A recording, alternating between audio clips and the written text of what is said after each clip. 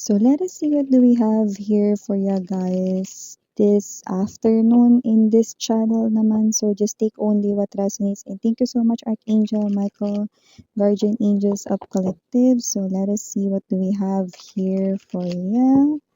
The vibe that I'm picking up from this deck inside this room is that there could be someone here na connecting sa inyo na lumalabas na itong energy na to no ay parang nakikita ko yung determination no yung parang ah, alam mo yung parang kapagka ano, yung muscles, yung biceps kitang-kita 'no. So, I'm not saying that this person is into gym, pero more likely yung mensaheng nakuha ko ron is someone here could be determinado, porsigido, yes, that's the word. Let me see. Biceps. Or maybe this person here exercise a lot. Kailangan naman yun. Pero hindi eh. Pinaka nakukuha ko doon, determination, porsigido. Yan. Alamin natin.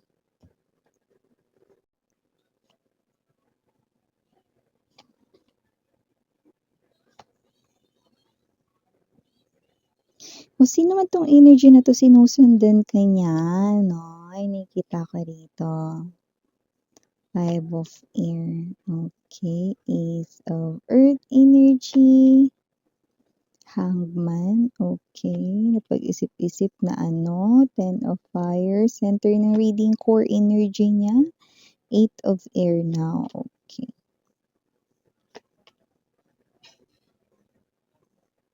Okay. Two of Air in reverse position. Bottom of the deck, we have the Page of Air, Seven of Air. Okay, look at that. This person ay appearing as the King of Fire, no? And look at this person here, no? Okay. Tignan mo, ikaw dito ay Empress energy.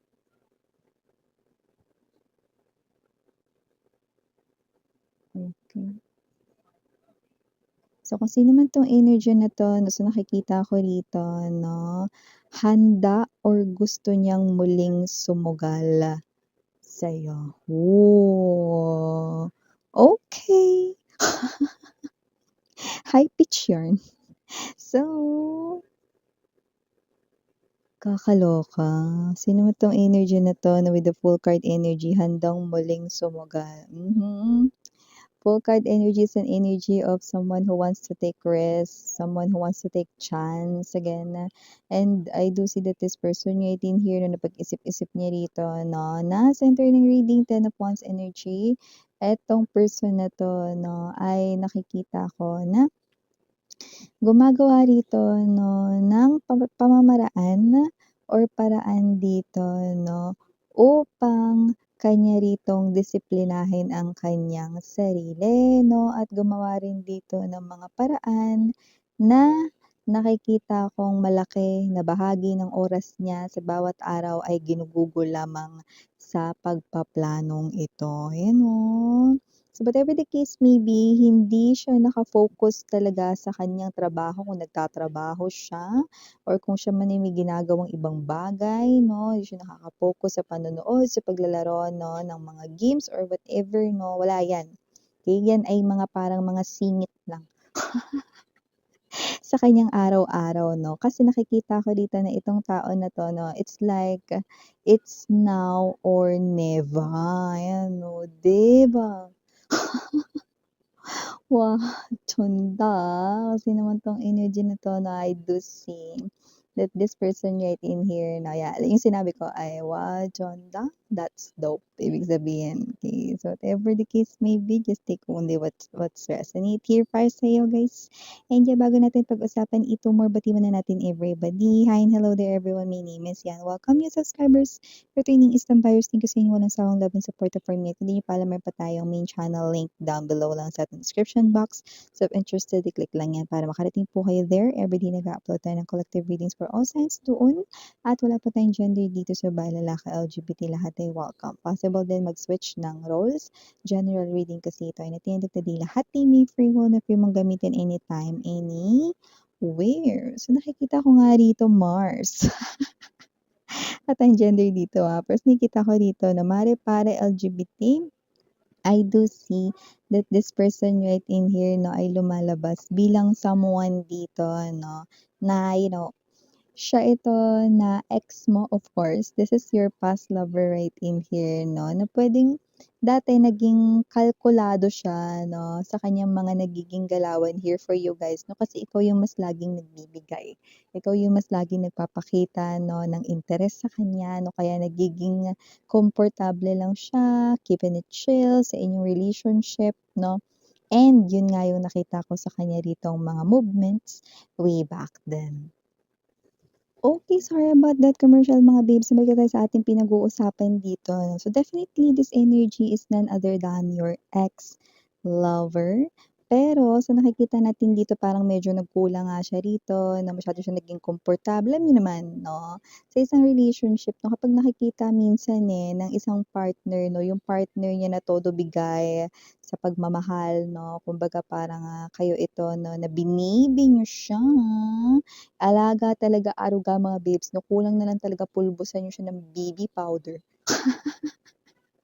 sa kanya ritong batok 'no. Pero sa nakikita natin dito, alagang-alaga niyo siya, love na love niyo siya, lahat napakita niyo para sa kanya, nag-e-effort kayo sa oras, panahon, bonding moments 'no, kahit na kayo ay may ginagawa rin, may trabaho na talagang kayo ay nag-e-effort for this relationship 'no. At this person here 'no, yun ang kanya ritong na-realize na pagkakamali 'no, na sana hindi porket gano'n yung inyo ritong ipinakita, hindi siya parang medyo naging kampante 'no. Kasi parang ang natatak sa isip niya 'no, is kahit na anong mangyari, magiging ganyan pa rin kayo up until the end of time, yun lang, 'di ba? Kasi ngayon naku, nakakaloka 'tong energy niyo, hindi lang kayo dito basta queen, kundi empress kayo rito mare. So ibig sabihin you're really working here sa inyong self 'no. Nung nakita mo yung kahalagahan ng sarili mo, nung napansin mo na kailangan mo rin ditong mag-self-care or mag-self-love 'no, at nung talaga ritong, napahalagahan mo na yung sarili mo 'no, dun na nagsimulang magbago ang energy mo at dun na rin nagsimulang magbago ang kanya ritong pagtingin sa'yo. So nakikita ko nga dito na kung sino man 'tong tao na 'to 'no, nag-start rin talaga siya rito mga babes 'no. Na parang maguluhan, ano ba nangyayari rito? Bakit parang nakikita ka niya na ngayon as someone na gusto niya ritong i-pursue, samantalang dati 'no, ay parang hinahayaan niya lang ito na relationship ninyo 'no, na kahit naghiwalay na kayo 'no, wala siya ritong planong maghabol nung time na yun. Pero tingnan mo naman ngayon 'no, nakikita ko rito na handa siya ritong sumugal. This person right in here 'no, ay parang handa rito na isugal ang lahat-lahat ng meron siya para lamang rito muli kayong bumalik sa buhay niya. Isipin mo, okey, yung iba pang mga dapat asikasuhin at importanteng bagay sa paligid niya hindi niya napapansin. Kasi para sa kanya pinakaimportante rito at number one na problemang very crucial na kailangan niya rito 'no, na bigyan ng pansin para magkaroon ng solusyon ay walang iba kundi ang problema niya rito sa koneksyon ninyo 'no. Hindi rito nagfa-function really well ang kanya rito 'no na what's this, um parang mga energies na gusto niya ritong makamtan 'no, yung true happiness hindi yung panandalian lang.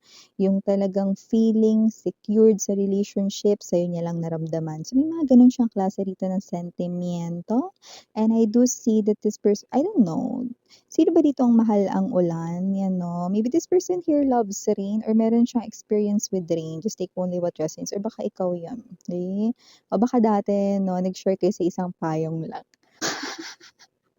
Yung nalaman mong may payong siya ta's tinapon mo yung payong mo,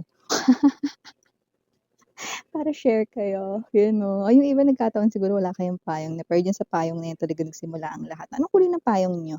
Yellow? K-drama payong. Oo, ngayon mo lang napansin yun 'no, lahat ng mga colors ng mga bida sa ano, 'di ba, sa mga K-dramas yellow ang payong. Kaya pa hinihintay mo bumili ka na ng yellow na payong. So yun na nga 'no, balik tayo rito. This person right in here 'no, ay someone na nakikita ko rito 'no, na From page, bigla siyang naging king. So, ibig sabihin, nag-level up rito yung understanding niya rito, no, sa kanya ritong mga movements, actions sa inyo way back then. Sana mas pinahalagahan niya na kayo. 'Di ba? So, nakikita natin ngayon na this person here ay planning pero hindi siya rito nadadalian sa sitwasyon. Lalo na lumalabas ka bilang empress. Naramdaman ka niya rito kahit hindi kayo nag-uusap. Ay, kahit hindi kami nag-uusap, miss yan, wala siyang balita sa akin kasi blinak ko siya. Oo, kahit blinak mo siya. Okay, you know, everything ay consists of energies. Ibig sabihin naramdaman niya rito, no, okay, na ikaw ay wala ng pakialam sa kanya, hindi mo na siya rito iniisip, hindi mo na rin siya rito mahal tulad ng noon. So, nakikita natin dito na kung sino man 'tong tao na 'to, malinaw na malinaw 'yan na yan ang laman ng kanyang isip, 8 of air energy. Air right here ay swords. Okay. So, kung sino man tong energy na to, no, hindi siya sa'yo nagpaparamdam ngayon. Pero, nakita kong gumagawa siya rito ng paraan, okay, na maaaring maging daan para muli kayo ritong magbuklod or para muli kayo ritong magkasama. Yan. Kasi sinasabi niya, kasi this person here, no, ay telling me, no, lumalabas ang word na sugal. Hindi dahil siya ay may bisyo or nagsusugal siya. Kundi gusto niyang sumugal. Like literally, no, putting everything here, no, okay, ng kung anong meron siyang importante sa kanya kapalit ng last rito 'no, na parang ibibigay niya yung kanyang all para makabalik ka rin sa life niya. Because this person ay now seeing you as the empress. Hindi ka na basta-basta yung parang mabilis lang dito 'no, na mapapasagot, mapapa-oo, makukumbinsi, mahihikayat 'no, hindi ka na niya nakikitang gano'n 'no. Kasi kahit siya kinakabahan rin. Pero with the full card energy, this person here aiming rito ng new beginning, no? For your connection, for the both of you. So definitely this person here, no, gusto niya ulit ibigay yung kanyang heart sa'yo, kaya nakalabas yung heart na yan. Kasi sa'yo niya yun ibibigay na. And as you can see, this person here are looking this way. So ibig sabihin, no, kung anong makabubuti sa'yo, yun ang kanya rito, no, na palaging uunahin. Or puwedeng yun ang sinasabi rito na dun siya rito kukuha ng idea or concept 'no, para, muli kayo rito 'no, na mahikayat na makabalik dito sa mundo niya.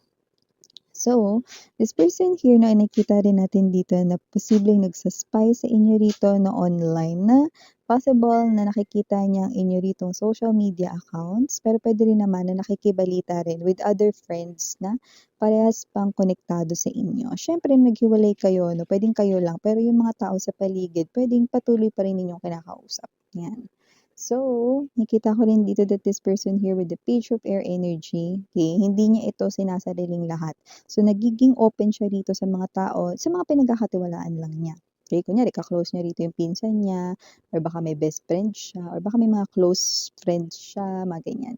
So, I do see that whoever this energy is, so nagtatanong-tanong rin siya, ano kayang pwede kong gawin para mahikayat ko si collective. Dun ko nakikita na kung sino yung pinagtatanungan niya, yun din yung mga taong kilala ka. Yan. Parang kunwari nagsa-suggest sila, "Ay, 'di ba gusto ni collective ng ganito, ba't hindi mo siya rito bilhan ng ganyan? Tapos saka mo sabihin dito yung ganyan na intensyon mo, ano ba talaga yung gusto mong iparating, bakit ka makikipag-usap sa kanya?" Mga ganyan. So, parang nagsa-suggest rin sila rito, ano ba yung peace offering or ano ba yung puwedeng sabihin sa'yo or ano ba yung mga puwedeng actions or gawin rito 'no, para mapansin mo siya. Kasi dun sa parte na parang ano, iimbitahan ka niya rito 'no, na mag-usap 'no, dun parang feeling niya tagilid siya. Kasi nga hindi ka na nga sa paningin niya, hindi ka na rito mabilis na mapapayag. Which is true, because the Ace of Coins right in here and the Empress, nag-start ka kasi ritong parang mag-level up, eh, okey? Kumbaga nakita natin dito na yung level up mo sa iyong energy ay mataas na porsiyento 'no, na hindi na natin masukat mula sa nakita natin sa energy ng past lover mo. So, ibig sabihin 'no, nakita natin dito na isa itong klase 'no, ng sitwasyon na hindi basta-basta. Pero with the 2 of air energy, hindi siya rito aatras at hindi rin nagdadalawang isip 'no, itong tao na ito na itong kanyang plano ay hindi mag-work. Kailangan parang gagawin niya rito kasi ang King of Fire, King of Wands yan.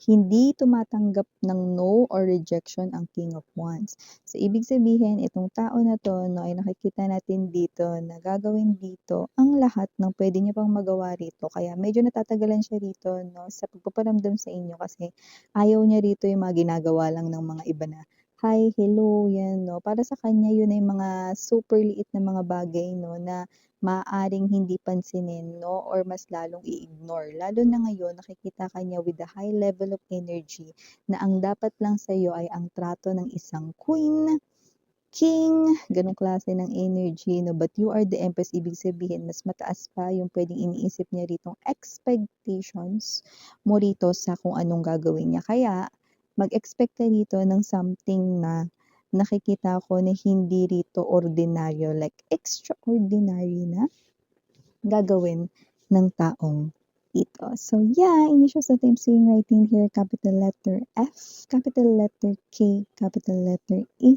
capital letter D as in dog, capital letter P, capital letter I, capital letter A, and capital letter Q. For small letters, we have E, C, S, T, yung T parang dalawa ito na pero maaring hindi dikit, just take only what resonates. Also have here A, B as in boy, and Y. So, yun yung nakuha natin dito mga mensahe right here for you guys. Again, I'm your Yana Ani for the Gusanyana doon na 44 sarang hayo love and light kidra.